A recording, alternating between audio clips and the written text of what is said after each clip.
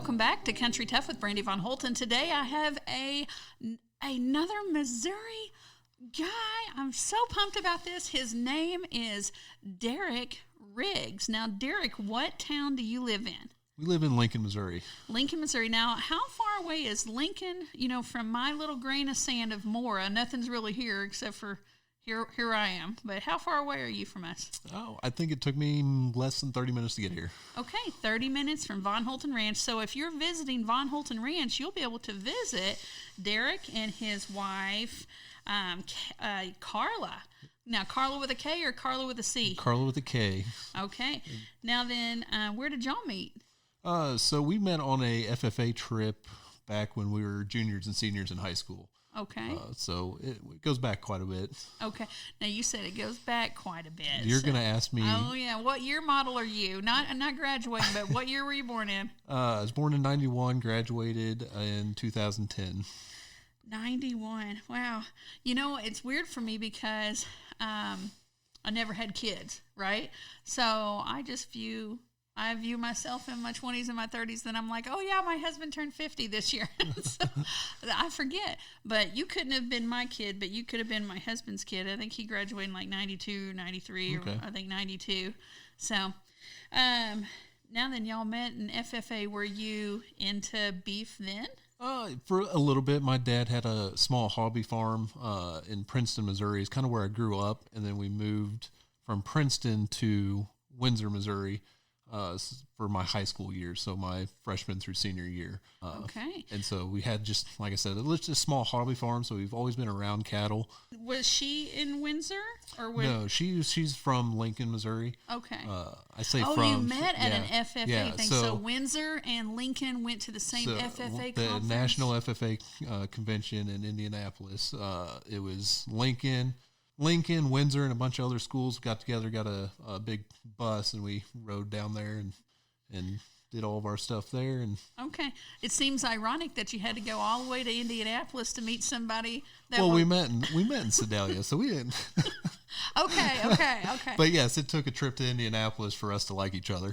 Okay. All right. So now then, y'all are doing this really cool business. So tell people, what is the name of your business, and just tell us about it some. So our business is called Mid-Missouri Beef, and our whole goal and kind of where we started thinking of this process is we sell boxed beef and we ship it to your door. And the reason for that is we kind of saw COVID go through, mm-hmm. and you saw there's meat not even close to being filled and stocked, and everybody kind of had a set panic mode, and they needed a way to get protein. And then along with just the current economic state of the beef cattle industry, I mean, cattle prices right now are extremely high. We're low in beef numbers in the United States. And honestly, we don't get paid a whole lot for doing a cow-calf operation. Yeah. It's gone down tremendously as far as the profit you can do. And it's hard on a family. And so I think I want to say to support a family, you need about 300 head of cattle to support a family of 4. I think the national average beef herd is like 34 cows. And so that's hard to make money and make a living just raising cows alone. So we're trying to bypass that middleman, because you got your top 4 packers that get majority of the money. So what do you, the middleman you said is a packer. What does that mean? So you're talking to like companies like Tyson, JBS, Cargill, National Beef Society. They run 85% of the beef that is in stores. Okay, so packaging, like they're doing the processing. Yeah, so that's the nice way. Hey, guys, if you're not a farmer right now processing, they come in alive and they come out in little bitty packages for you, okay? Yeah, so it starts with the cow-calf operation. We got to get calves on the ground, and you can contract them out to these packers or to feed yards, which is, so you got your cow-calf operation, you get the cows on the ground. You either raise them up to weaning. You can keep them as yearlings and then contract them to companies like that. So you have cow calf, you have your backgrounders, which get them to that state of almost being ready to process. Then you have your feed yards. Feed yards get them to the finished state. Once they get to the finished state, then they go to the packers, get processed, and then sent to your store or sent to Walmart. So let's go a little bit slower for everybody, because people want to know what the heck they're eating. So cow calf, boom. You got a mama that puts a calf on the ground. Yep. Okay. Then you've got this intermediate phase, which is right after weaning. So typically you wean 6 to 7 months. Okay. So you take them off of mom, and then you either keep them and you can background them yourself until they get. And background them means? So you're pretty much feeding them to a point of being able to go to the feed yard to get finished out. Okay. All right. So there's cow calf, then there's weaned, and then there is... You have your final stage at the feed yard, and they get them from... weights can vary all the way from 800 pounds is when they get them, and they'll feed them out to 1,200, and then they process them for meat. Okay, so let's break this down for people. So if somebody takes a 1,200-pound calf or, young cow, young steer to be processed, now most people are going to be like, well, if it weighed 1,200 pounds, I'm probably going to get 1,100 pounds of beef. I know that's wrong. So tell us what the real numbers are. Do you know? You say it's wrong, but that's kind of what the mindset of the people like, have. It was 1,200 pounds. I should have at least 1,100 pounds. And so we'll just take my last carcass weight. So my last processing, I had 2 steers, one weighed 1,100 as a carcass weight. I brought him in at 1,600 pounds. Okay. So there's 500 pounds missing from him just to get down to something they could cut up for meat. Okay. Is that still got bone in? That's still bone in. So that is the hanging carcass weight was 1,100. Usually they're about 850 to 900. We have a Charolais cross, and they're just a bigger framed animal. So they've got a little more meat on them. So we're talking about immediately going down to about 60% of it. And that right there is with bone in still. It's still bone in, and they haven't cut it up. So our business, what we do, we do a dry age hang for 14 days. That allows those muscle fibers to kind of relax, and it just gives a more tender meat to the consumer. Oh, yeah. We've had some that whenever COVID happened, the processing plants did not have enough time to let it hang as long as it needed to. It was tough. Well, and if you're talking about those big 4 packers, they're going through about 9,000 processed cows a day. A day. Mm. So you're talking a warehouse that's 3 times as big as Walmart, and to keep it cool to dry age, and you have 9,000 a day coming through, and they have to hang for 14 days. So tell me what dry age means.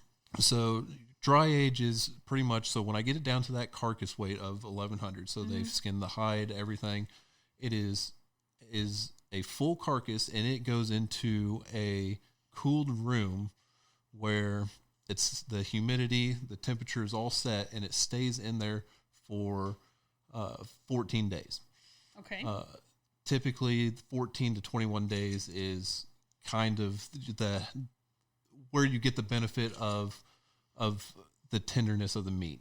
After 21 days, now you're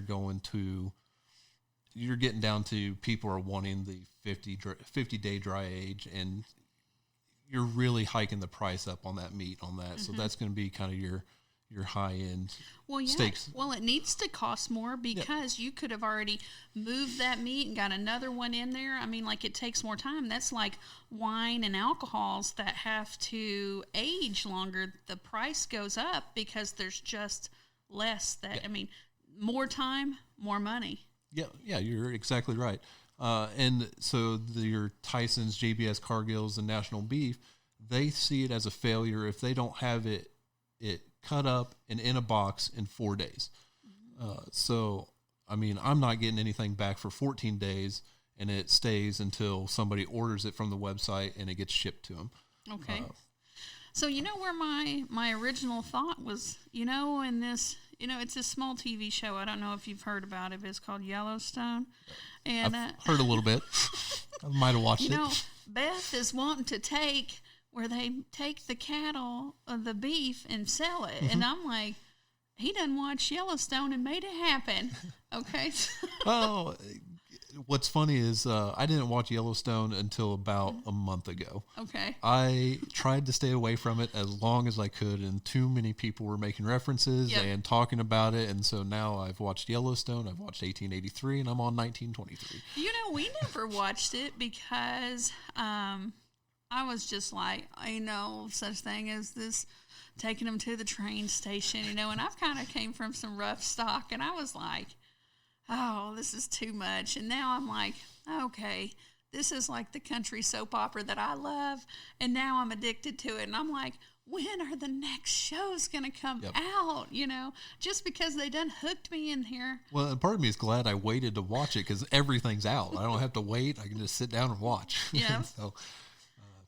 So, all right. So tell us about... tell us about your website and what all people will find. And I seen that there was packages that people can purchase. And how do you get the meat to them? So on my end, it's pretty simple. I take it to the processor. They process it, dry age it for 14 days, and it comes back to me, and it stays in my freezers.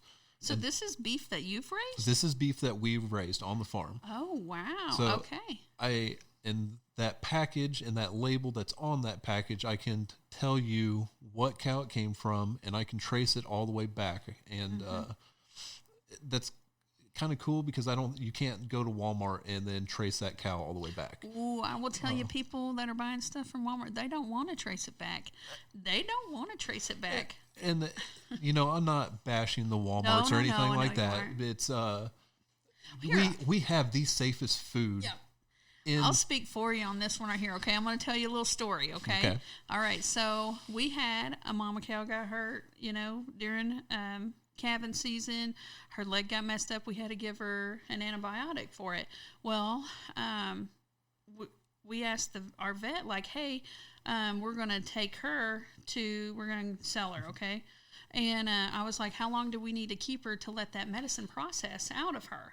Okay, because we didn't want, because whoever ate that cow, humans are going to consume the medicine that these cows have. So I was like, how long? And he's like, I don't know. Nobody's ever asked. And I was like, oh, well, how long does it usually take for things to metabolize? So we just had to estimate because we were trying to do the right thing to not put that onto the plate of someone else, So we don't know where she ended up at. I mean, she might have ended up in some fancy grocery store. We don't know where she ended up at. She didn't end up in my table though. So I'll speak for it. Yeah, and like I said, I feel confident in saying that our meat, our food in general, is the safest in the world to eat. You can go in. I mean, some of it's a little healthier than others, and typically you have a withdrawal date associated with the drug that you administered. And I can say, and it's kind of a brag, I haven't had to put any antibiotics in a cow. We haven't had anything go down. Right. We do vaccinate. There's viruses and bacteria that can be negated by a vaccine. So our cows, they get 3 shots pretty much before they get weaned. They get 2 shots before they get weaned, and then they get a shot when you wean them. And that's the only vaccines they get until they go to the processor. Okay. And it usually takes to get to processing weight is anywhere from 18 to 24 months. For us, we're usually about 18 months. Our cows gain very well on the grass they're on. All of our cows are on a pasture, and we supplement them with a grain, a hand-fed grain. So we're out there hand feeding every day, usually up to 8 pounds in the summer, just because they usually get 8 pounds, and that's split twice a day. So 4 pounds in the morning, 4 pounds at night each cow. When this cold snap came through, man, we bumped that up to 12. They needed the energy just to stay warm. And so I've got a program on my computer that I put in calculations and feed rations and stuff like that. So that way I give them and they get the optimal nutrition that they need to produce what I need them to produce. Right. Well, and you know what? Like your cows getting to stay on this farm, right, for their whole life. Yep, pretty much. Yeah, they're pretty much there until the end. Whenever they leave me for about 2 weeks and they come right back. Right. Okay. Well, and that right there is processing. Like they're going that day to the day that they leave is the day that their life ends. Yep. Yeah, and they become something to help sustain our life. So I want to talk about that right there because an animal that lives a stress-free life is going to taste better. Okay. Yep. That's a lot of studies have shown that because. Which just hormones, stress hormones. Yeah, you have your cortisol levels skyrocket, and whenever that happens, muscles tense up. Again, I don't know what the cortisone tastes like. I don't know if I could ever pick out a cortisone, like a cow that's been it's going to be one with out a whole bunch of belly fat because cortisol makes you form belly fat. They're not going to get as much beef. They're going to have more fat. Yeah, but we raise them as stress-free as we possibly can. There's going to be stressful times in their life. But that's just a normal life. That's not in a super crowded area. Nope. You know, like I said, they're all on a pasture, so like I said, they're all grass-fed with a grain supplement. And how I kind of explain it is, it's really no different than somebody going and working out, eating healthy, and then they take whey protein. Okay. Or I think the big one right now is athletic greens and stuff like that, to make sure you're just performing at the optimal level. Yes. Okay. So let's talk. So, at your store now, can they go into your store? Nope. Okay. So we are direct to consumer shipping. So you go to the website, you order it, and then we ship out every Monday through FedEx. And I load the boxes up, get it to FedEx, and it should be there before Friday. Okay. And we are USDA inspected, and so I can ship anywhere throughout the United States. Wow. Okay. So tell us about some cool orders that you've done. Have you had any famous people order from you yet? No famous people. Have you got a bunch of healthy people that are, return customers? I got some return customers. A lot of them are some of the ones that I go to the gym with. And like I said, we're just a new company. We've only been doing this for about 2 years. And the thing is it took 18 months just to get my first steer processed. Because if I raise it from when it hits the ground, then I've got to raise it all the way up till finish. So it's just taking quite a while to... Wow. I can relate on that one right there because, my husband has this business. It's called Building with David, and he has these at-home woodshop projects that we do. We have a homeschool program. Well, and then he also builds custom furniture and stuff. Well, we're trying to get to where it's completely built from us. So we have a sawmill, then a kiln. Well, that wood has to dry. Yep. It has to dry for a long time. Okay, so there's like that lag whenever you're first beginning with that. So not right now, we were having to purchase wood, to be able to do our projects. But no, it's the same thing. It's that initial hump to get over, and then there'll be a constant flow. Yep. But yeah, I've sent a few boxes to Texas. I went and golfed with the Cattlemen's Association in Missouri. Did the little golf foundation thing, and we got paired with a guy, and he was talking, and you could tell that I think his whole job was to just talk to people and try to sell him whatever he was selling. And super nice guy. And I think he realized that I wasn't the big fish he was after that day. And so, he was nice, polite, took the card. And he's like, oh, I'll get back with you. And sometimes it's like, I don't think he will. And sure enough, he called, he ordered, he got boxes. He bought boxes of beef for all the kind of what he called bigwigs in his industry, and he shipped them all through Texas. That's where his company was out of. So. Man, I know one thing. Somebody shows up or sends me some steaks, I'm going to be like, I've been heard. They heard me because what a wonderful gift to somebody. If you have a birthday coming up, or if you have any kind of thing, you could order them steaks. Oh my gosh, don't get them a shirt or nothing like that. You want to make a lasting impression, send them some homegrown beef from Missouri. Yeah, and who's not going to like who's not going to like eating? It's just, and especially steaks. You're talking my language. You know that, right? So, okay, so tell us what you like to do for fun. For fun is about work. He's got 3 kids right yeah, now. I got 3 kids, so they're keeping me fun enough. So they're 7, 3, and a little over 1, and so they. You're like, I used to be cool. I promise. Well, the oldest one thinks I'm cool right now, so man. he's in that stage where he likes hanging out with me and we do stuff, and he's trying to start his own YouTube page with he's just going around filming daily activities of stuff like that, and he's absolutely enjoying it. So we got him a GoPro, and he's just wandering around the farm. Well, he'll be your marketer whenever. I'm hoping I'll pay him. So tell us, like, did you go to college? Yeah, so I started off at UCM with a construction management. So UCM, where's that? Warrensburg, Missouri, sorry. And what's UCM stand for? University of Central Missouri. And then I was with my wife. They had their ranch or their farm.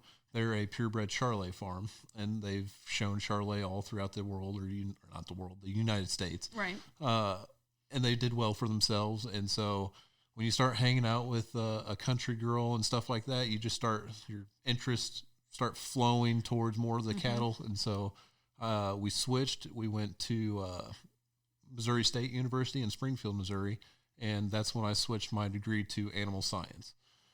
Okay. So what was your degree first? What was your major first before animal science? Was the construction management. Oh, construction management. That was right. You told me that. Okay, so. Yep, and if I wanted to make more money, I should have stayed with that one. No, this is going to, dude, if this is going to save the ranch on Yellowstone, it's going to save your ranch. Okay. Yep. So, okay, your wife, does she have a degree in animal science? She went agriculture education. So her mom was a ag teacher at State Fair College here in Sedalia for years. I think she retired there, and my mother-in-law is one that when I'm not there, she takes care of a lot of the feeding chores and stuff like that. She's a tough one.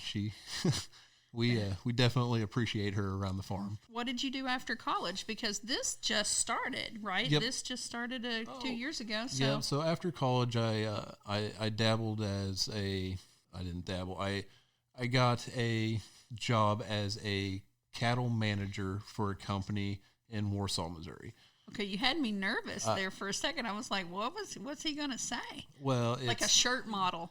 So they had a little over 2,800 acres, and we had about 1,100 head of cows. Wow, okay.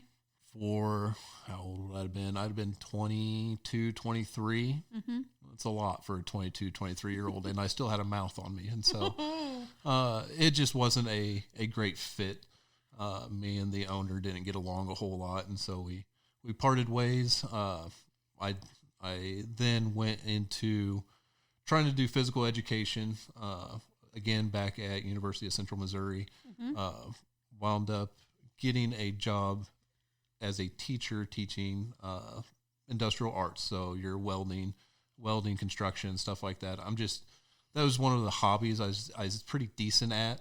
And so they needed somebody because industrial arts around any school is just kind of fading. And I'm pretty sure Lincoln has the only industrial arts program around. After that, it's been kind of put into FFA organizations and fallen on them to teach woodworking, welding, and stuff like that. Well, hey, this right here is why we started building with David. During COVID, from COVID, you're like, whoa, there's a supply and demand problem with beef, and like, we really want to do this. We want to be part of the solution for people to be able to get their hands on good quality beef, and you're wanting to do basically something from birth to butcher. That's what you're trying to do, and then you're shipping it all over. Well, for us, we have Von Holton Ranch, which is a horse trail riding facility, and we hosted so many horse camps during that time because it was like Mayberry here, okay? It was like a return to the past, and I used to be a school teacher also, and then we had a lot of fun with a lot of those kids during COVID time because it was small groups, but we got where we were like, we got to do something else with them because some of these kids are coming to like 16 of our kids' camps that summer, right? Mm-hmm. And so we started doing woodworking projects, and then we realized, whoa, these kids don't know how to do anything. They didn't know how to do anything. And then their parents are like, this is so cool. So we were doing half horse camp and half wood shop. And then that is how our at-home wood shop program started, was just paying attention and seeing where there were needs. And it turns out that a lot of those kids don't have access to that. And now parents are running so freaking fast, a lot of times they don't have a lot of time to slow down. And you know what we have found to be our number one client for our homeschool projects is typically the father that they can usually build, but to take the time to be able to get all the stuff together. And then the kids can try to figure it out on their own with the videos. And if they get stuck, then they have a parent that can help them. So typically they actually have an able-bodied parent, which that's completely the way it is here. Like whenever, because we have 32 RV sites at Von Holten Ranch and 75 covered stalls, but we only have 4 cabins. Well, whenever we run out of cabins, we have in the town of Colcamp, which is the closest town to us, is 11 miles away, there's a guy that has rental RVs, and his name is Mark Kessner, and his business is called Bluebird Outdoor Adventures. Well, he rents RVs. He says that 80% of the people that rent RVs from him are people that own RVs. You know, so like, what a weird world. Like I don't know, I'm just always like, the way things actually are and the way things people think they would be is just different. Yeah. You know, and then just paying attention to those openings is whenever people create businesses and do well with it. So Mid-Missouri, it's Mid-Missouri Beef. Yep, that's correct. Okay, so tell us something that we wouldn't know. Did you play any sports? Because if you've ever seen me, you know, Brandy Von Holten, I'm 5'7" and I'm thicker than a Snicker, right? And I used to do a bunch of full contact, you know, martial arts, and now I do mounted archery, you know, but I'm short and squatty, you know, and then here's this guy. I was not expecting a tall cowboy, okay, because I've never met him before, right? And then I was like, hey, come on over, and he's been here before because Lincoln did their prom here before. Yep. So I was trying to tell him, hey, here's this building, turn past that, and he's like, oh, I've done that.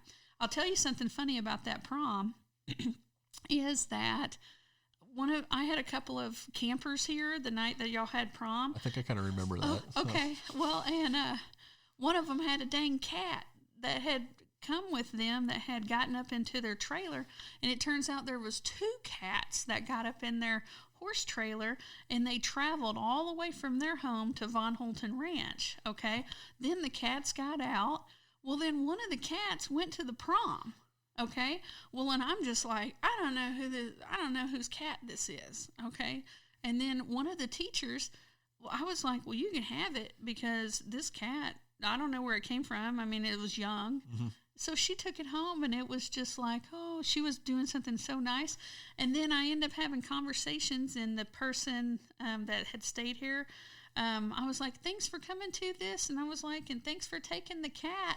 And then they were like, missing a cat. Okay, so I had to connect the teacher from Lincoln to this camper that was here because it was the cat. It turns out it was like one of their favorite ones that I think it was a grandmother and the granddaughter was in love with that cat, and they were just devastated. And I'm like, oh my gosh. So I was over here trying to save the world with it, and this teacher was trying to save the world, and then it turned into like a big old, those people had to drive for forever, and they came and got the cat, and they were reunited, and it was all good. But see, you probably didn't even know all that. Didn't even know all that. So I was like, Lincoln prom, the cat incident. I remember. So anyways, did you do any sports? Because he's, what, you 6'something", 6'2"? 6'2", yep. Yeah, and he's athletic. So did you do anything with basketball, that in high school? Basketball, baseball. Okay. So basketball, so which one did you like better? Baseball. Baseball. Baseball, 100%. Okay. So are you I don't have to run a whole lot on baseball. My husband was into soccer. Okay. And then, that's pretty big around here right now. Oh, yeah. Well, because it doesn't take a lot. It takes a big open field and a ball. You know, it doesn't, you know. Yep. And then I was in track. Okay. So most people, okay, if they were going to guess what event I did, what event do you think they would say? And it's okay. Shot put. Oh, yeah, they're going to think I'm a big old shot put girl. I couldn't throw shot put to save my life. I was actually a hurdler. I got second in state in hurdles. So people, they always think I'm going to be, shot or the discus, but no, I actually did long jump and I did hurdles. And then whenever I competed in martial arts, they had power breaking and aerial breaking, and I actually competed in aerial breaking because I can. This was ain't no now. Heck no, it ain't no now. But I could kick, and you have to fully commit, and you would have to fall back on your back, and then they had something you could fall on. But I could kick the bottom of the basketball net. So, anyways, that's up there a ways. I know. I told you I'm like a little Power Ranger, just like the chubby woman version of one. So, anyways, I hope that one day,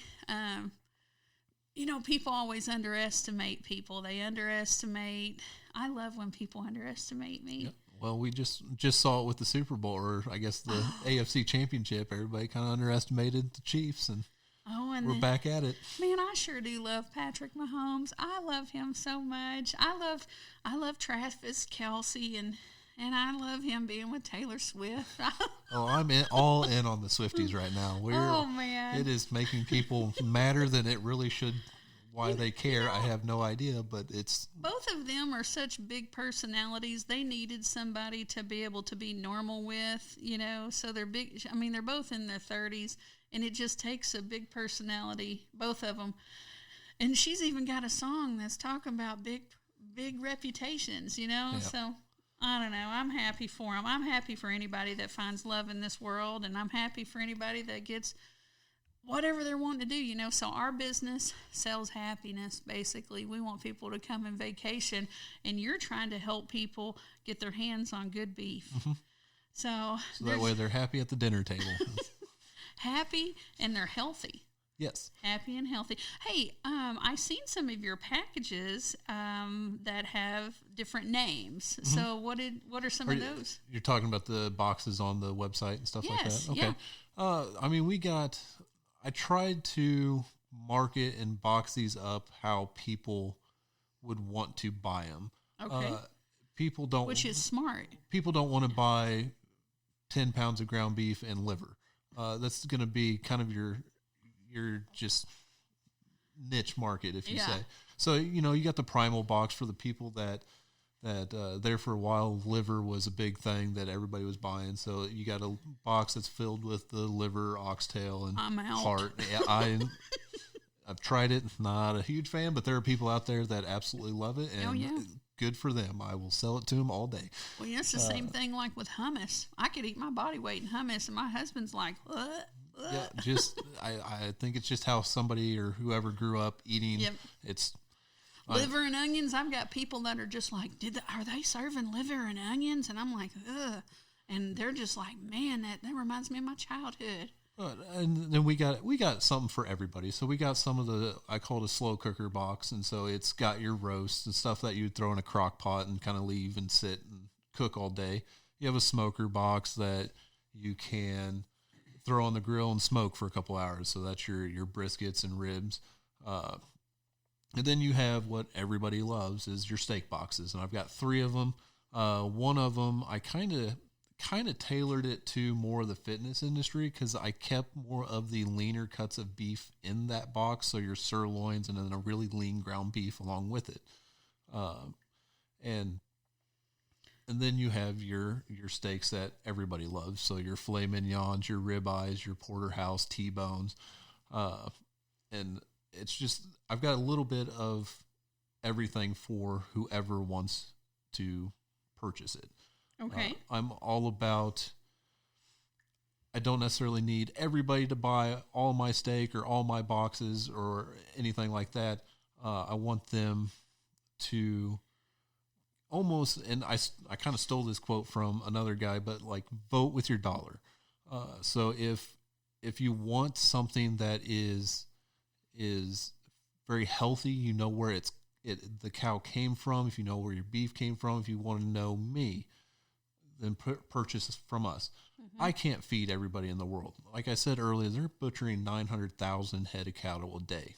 I'm not going to get that big. Oh, 900,000. 900,000, 36 million a year get processed in the United States. Wow. I'm not going to reach that. Oh, no. And with we have so many people in the world, and they still need protein the best way they can.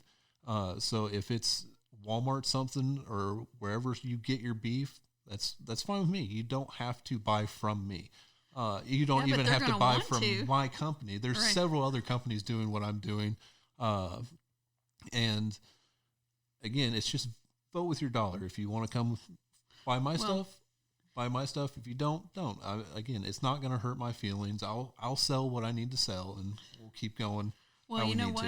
People need to 100% spend their money. They need to know exactly where their money's being spent, because, there's problems with our country. Mm-hmm. There are problems with our country, and the way to fix that is people are awake right now, and they're paying attention, and you know what they need to do is they need to financially support the people that they support, and they need to starve out the things that they don't support. Okay. So like right now, if my arm got cut, it's going to bleed red, white, and blue. But I know that there's problems with this country, mm-hmm.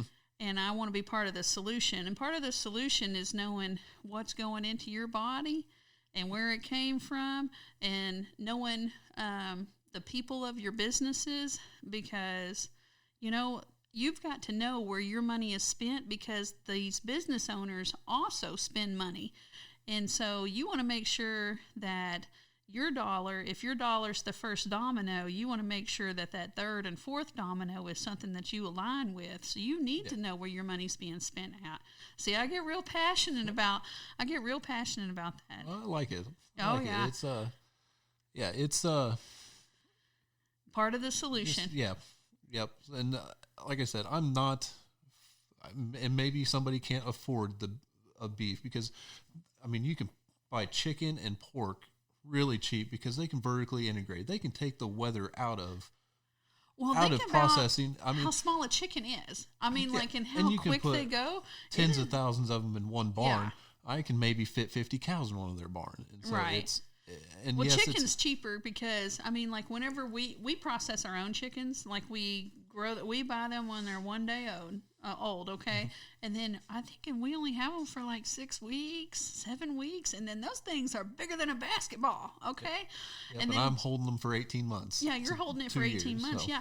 Well, people pay for quality. They pay for what they want. And if you're wanting good beef, how can they find you? They can find me at midmissouribeef.com. We're on all the social media platforms at midmissouribeef or whatever. It's pretty simple to find us. If you go to the website, you can click all the links. It'll take you to Facebook, Instagram. I think we do have a TikTok. I'm not a huge fan of the TikTok one yet. We post. Yeah. Not a huge fan of it, but Instagram and Facebook is usually where you'll see us a lot. And if they wanted to email you, they can just do it Derek. Now, You're not messed up with having that C in your name. You're just DEREK. Yep, DEREK at midmissouribeef.com. At midmissouribeef.com. Yep, and they can email me anytime. They can go on the website. If there's something they want, if they want a custom box, we can do that. If they want a quarter, half, or whole beef, we can do something like that. Or if you just have simple questions about the cows that we raise, ask away. The only way you can learn and educate and get kind of a perspective of where your food is coming from, just ask a producer. It doesn't have to be me. It just has to be somebody that is in that industry selling that product that you are interested in purchasing. Right. Okay. Well, do you have any questions for me or anything that you think your listeners would like to know about Von Holton Ranch? I got him. Yeah, you got me. No, this is anything, just what was something that whoa, I didn't know about this? It's growing exponentially faster than you would think. Like I said, we were here for a prom. That was about 4 years ago, and this place has grown tremendously since then. So it's just kind of impressive to see you guys grow and continue to be successful in what you're wanting to do. Something that I made him do, which, whenever he got here, because we don't know each other, and I like to just take the time to be like, hey, here's what we're doing. My husband's over there building right now. And then I introduced him to the thumb release with mounted archery. So I didn't have him do it from an animal or anything, not a horse or anything, because we got to start from the ground. But mounted archery, you pull that string back with your thumb, okay? And he is not used. So what do you think about that? It was pretty fun. Again, I just took up traditional archery. Not the greatest at it. Usually like my compounds with all my sights and stuff like that. I'm way more accurate with it. Hey, he did hit the target. Okay, so for the people that have taken my mounted archery clinics before, a lot of people shoot and they don't hit that target. They might not hit that target for a long time, okay? So, by the way, he did a thumb release. He's never done one, and he was like, this is weird. And what's funny is your thumb release. So when you asked me if I've done thumb release, I was like, yeah, I have. But I'm sitting there thinking of the compound thumb release that I wasn't thinking just with my thumb and my finger. It was I was thinking more mechanical version of the thumb release. Instead of my actual thumb. So. Yeah. And I'm supposed to. So I got a little cocky. It's like, yeah, I've done that. And then you're like, you showed me. It's like, nope, that's not what I was thinking. I'm out. It's kind of like me eating liver. Nope, I'm out. Yeah. So that was, I had him do that. Because I haven't met Derek, but Derek lives so close to me. And with us doing homesteading now, I'm like, Derek, this is really cool because I'm wanting to help the entire community in our area come in contact. If somebody wants chicken, if somebody wants pork, if somebody wants beef, I'm going to be like, oh, I know this beef guy and he can ship to wherever. And I'm trying to help people learn how to do sourdough bread, how to do canning, how to do all of these self-sustainable things that they lost skills. Well, what you can do for people is if there's a shortage of beef, they can hurry up and get online and be like, order, and then your stuff is set up so you don't run. Your stuff would stop if you ran out. So if somebody comes up with a shortage, they need to hurry up and get on there and get stuff in the freezer. Yeah, my whole goal is to never run out and to keep all the freezers full. I would like to grow to where I could get a pretty decent sized walk-in freezer. And I would like to be stocked. If something happens, we can get stuff processed and in the freezer and shipped for 10 years until they figure it out.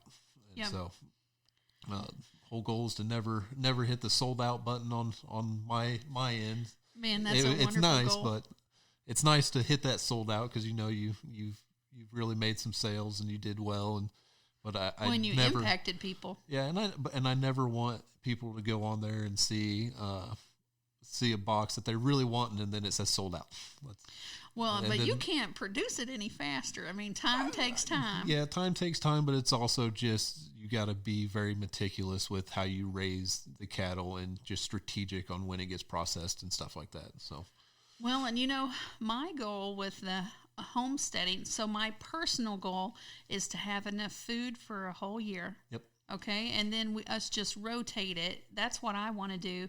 My goal with Country Tough Homesteading, which is, we actually stopped doing weddings to start doing homesteading classes in our venue. So we're no longer doing weddings.